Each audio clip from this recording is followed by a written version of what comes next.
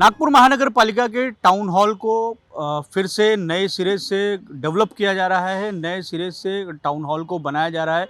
इस वक्त आप देख सकते हैं कि मेरे ठीक पीछे ये श्रीमंत राजे रघुजी राव भोसले नगर भवन है। यहाँ पर नागपुर महानगर पालिका की जो आम सभा है वो होती है, लेकिन अब जो है नागपुर महानगर पालिका ने इसको डेवलप करने का प्लान बनाया है। 125 करोड़ रुपए खर्च करके ये जो टाउन हॉल है इसको नए सिरे से डेवलप किया जाएगा, बनाया जाएगा और अत्याधुनिक इसको जो है वो तैयार किया जाएगा। इसी पर अधिक बातचीत करने के लिए हमारे साथ मौजूद हैं नागपुर महानगर पालिका के मुख्य अभियंता राजीव गायकवाड़ सर। सर, ये बताएं कि जो प्लान टाउन हॉल को बनाए जाने को लेकर बनाया गया है, इसके लिए पूरी तरीके से स्टेट गवर्नमेंट ने फंडिंग दी है, तो किस तरीके का नए टाउन हॉल का स्वरूप रहेगा? जो नया नगर भवन हम बनाने जा रहे हैं वो उसकी कीमत जो है वो 125 कोटी है और बेसमेंट ग्राउंड प्लस 4 इस तरह से नया स्ट्रक्चर होएगा। यहाँ पे कुछ हेरिटेज स्ट्रक्चर भी अस्तित्व में है हमारे पास। इसके लिए हम लोग उसको भी रेनोवेट करेंगे। रेनोवेशन इस तरह से होगा कि उसकी जो हेरिडिटी कैरेक्टरिस्टिक है वो मेंटेन करेंगे और जो नई बिल्डिंग हम बना रहे हैं वो भी उससे मैच करेगा। यानी हमने जो कट स्टोन यूज किए हुए हैं यहाँ पे reflex like old heritage structure, pink colour के ऑरेंजिश पिंक स्ट्रक्चर के स्टोन्स अपने फसाड के लिए लिए हैं। इसके यहाँ पे हम लोग 3rd फ्लोर पे there is a town hall for which capacity is about 224 persons. उसमें सेपरेट अरेंजमेंट मेयर साहब के बैठने की है, डेप्यूटी मेयर्स के लिए रखी गई है, नगर सचिव के लिए ली गई है, फिर अदर ऑफिसर सपोर्टिंग ऑफिसर्स के लिए उसमें बैठने का स्पेशल अरेंजमेंट हमने लिया हुआ है। और it is semi circular type हमने अरेंजमेंट की है, जिस तरह से everybody gets view properly. All building is air conditioned, fire fighting arrangements है, इलेक्ट्रिकल अरेंजमेंट्स भी बहुत perfect, mic system, sound system हमने लिया हुआ है। ये 125 करोड़ में हमने जो सिविल स्ट्रक्चर लिया हुआ है यहाँ पे उसकी कीमत अबाउट 70 कोटी के आसपास आ रही है। इलेक्ट्रिकल का काम 12 कोटी में होएगा हमारा। इंटीरियर और फर्नीचर पे बहुत ध्यान दिया हुआ है, उसकी कीमत अबाउट 30 करोड़ से। और जो ये अपने जूना हेरिटेज बिल्डिंग रखा है अपन ने, उसको रेनोवेशन के लिए 9 करोड़ लिए हम लोगों ने। और पार्किंग का मैकेनाइज अरेंजमेंट है, उसके लिए 2 करोड़ रखे हम लोगों ने। तो मतलब ये जो यहाँ पर इमारत बनेगी उसके 3rd फ्लोर पर टाउन हॉल रहेगा। यस। और नीचे पहले 2 मालों पर क्या रहेगा?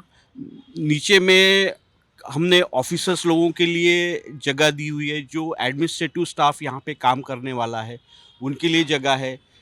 फिर जो यहाँ के प्रॉपर इन हाउस की यानी हाउसकीपिंग वगैरह देखेंगे उनके लिए स्पेशल अरेंजमेंट की हुई है।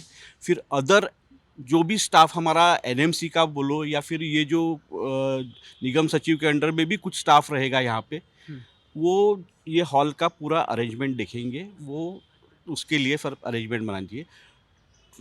टॉप के फ्लोर में हमने कैंटीन लिया हुआ है और इसमें all officers as well as class 1, class 2, class 3, class 4 सब के लिए separate canteen will be there, means with partitions. अभी जो इसका स्वरूप है इसमें हम देखते हैं कि जो कैबिन है, जो पदाधिकारी हैं या अधिकारी हैं उनके लिए भी कैबिनों की बहुत कम संख्या है और जो दर्शक दीर्घा है उसका भी स्पेस बहुत कम है। तो इसमें एक बहुत शानदार आप लोग दर्शक दीर्घा भी बनाने वाले हैं ताकि लोग शहर के आके जो नागपुर महानगर पालिका के सदन की किस तरीके की कार्रवाई होती है वो एक तरीके से देख सकें।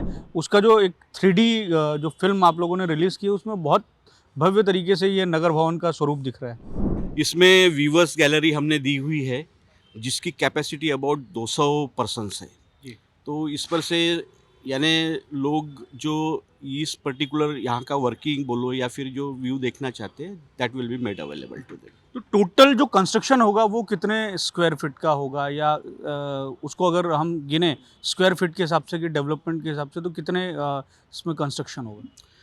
प्रत्येक फ्लोर का जो एरिया आ रहा है, built up area, it is coming around 1650 metre square. और बेसमेंट में ज़्यादा हमने एरिया लिया हुआ है, जहाँ पे पार्किंग है वो 2200 मीटर स्क्वायर के आसपास आ रहा है अपना। इस तरह से टोटल जो है अपना एरिया अराउंड 1 लाख के आसपास आएगा। इसमें इस टाउन हॉल के बगल में इमारत है, यहाँ पर कुछ दफ्तर भी चलते हैं, तो ये दफ्तर भी नई इमारत में शिफ्ट हो जाएंगे, इस तरीके से इसको डिज़ाइन किया गया है। यस, आपने बिल्कुल सही क्वेश्चन पूछा। यहाँ पे जो एग्जिस्टिंग ऑफिसेस है, टैक्स के ऑफिसेस है, कुछ और ऑफिसेस है, तो वो भी हम लोगों ने रूम यहाँ पे अलॉट की हुई है। इसमें अच्छी अरेंजमेंट भी हमने लोगों ने की है। एक आखिरी सवाल है आपसे कि ये जो पूरा इलाका है, महल का परिसर जहाँ पर टाउन हॉल है, वो खुद अपने आप में शहर का बहुत ऐतिहासिक हिस्सा रहा है। कई हेरिटेज इमारतें हैं और टाउन हॉल के परिसर में ही हेरिटेज इमारत भी है।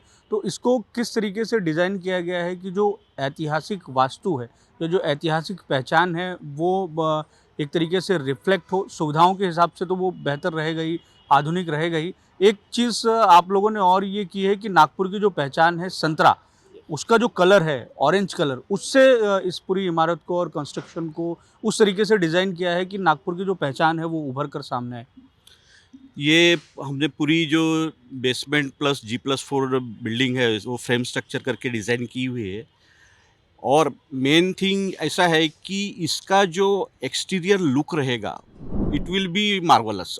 वो जो कट स्टोन लिया हम लोगों ने, that is very good and really it will be look like a very good structure and it look like a heritage structure also. तो इसका काम कब शुरू होगा और कब तक ख़त्म हो जाएगा? ये अभी टेंडर फ्लोट किए हुए हैं रिसेंटली, यही वीक में किए हुए हैं हम लोगों ने। और फेब अभी चालू है, तो 45 days I will take for finalising the tender. और उसके बाद इसका काम टेंडर के बाद शुरू होएगा। तो कितने साल का समय रखा है कि कितने साल में ये बन के तैयार हो जाएगा? 2 इयर्स कंस्ट्रक्शन पीरियड रखा है हम लोगों ने और होप हो जाएगा ये काम। 2 साल में ये पूरा हो जाएगा। तो इस तरीके से मुख्य अभियंता राजीव गायकवाड़ नागपुर महानगर पालिका के जो हमें बता रहे थे कि नया टाउन हॉल जो है वो किस तरीके से तैयार किया जाएगा। मौजूदा समय में जो सदस्य संख्या है उसके हिसाब से अनुमान अगर हम देखें कि शहर का स्वरूप जिस तरीके से बढ़ रहा है, तो आने वाले दिनों में सदस्यों की संख्या भी जो है वो बढ़ सकती है। तो इसी के मद्देनज़र रखते हुए ये जो नया नगर भवन है उसे तैयार किया जा रहा है। कैमरामैन लोकेश मोहिते के साथ दिव्येश द्विवेदी, यूएसएन न्यूज़, नागपुर।